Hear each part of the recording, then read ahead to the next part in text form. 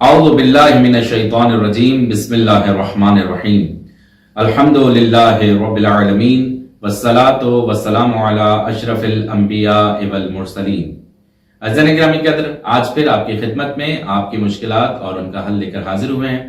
آج جس مشکل کے اوپر گفتگو کریں گے وہ یہ ہے کہ اکثر مومنین یہ سوال کرتے ہیں کہ ہمارا جی تو چاہتا ہے کہ ہم اللہ تعالیٰ کی طرف یا دین کی طرف مائل ہوں، لیکن ایسا محسوس ہوتا ہے کہ دل میں نورانیت نہیں ہے یا دل تاریک ہو گیا ہے، دل کی نورانیت کم ہوتی چلی جا رہی ہے۔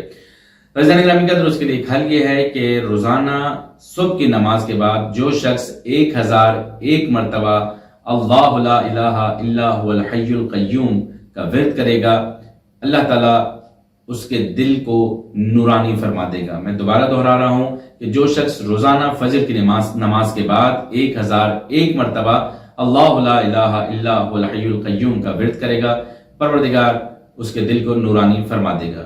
اسی طرح ایک اور روایت میں ملتا ہے کہ امام جعفر صادق علیہ السلام فرماتے ہیں کہ جو شخص روزانہ سورہ نور کی تلاوت کرے گا، پروردگار عالم اس کے دل کو نورانی فرما دے گا۔ روزانہ سورہ نور کی تلاوت کرنے سے پروردگار عالم مومن کے دل میں نور کو اجاگر فرما دے گا۔ اسی طرح ایک اور روایت میں ملتا ہے کہ معصوم علیہ السلام فرماتے ہیں دل کی نورانیت کے لیے صبح کی نماز کے بعد جو شخص 7 بار یا فتاح کا ورد کرے گا، پروردگار اس کے دل کو نورانی فرما دے گا۔ میں ایک دفعہ پھر دہرا رہا ہوں کہ جو شخص نماز فجر کے بعد سینے پر ہاتھ رکھ کر 7 مرتبہ یا فتاح کا ورد کرے گا، پروردگار عالم اس کے دل کو نورانی فرما دے گا۔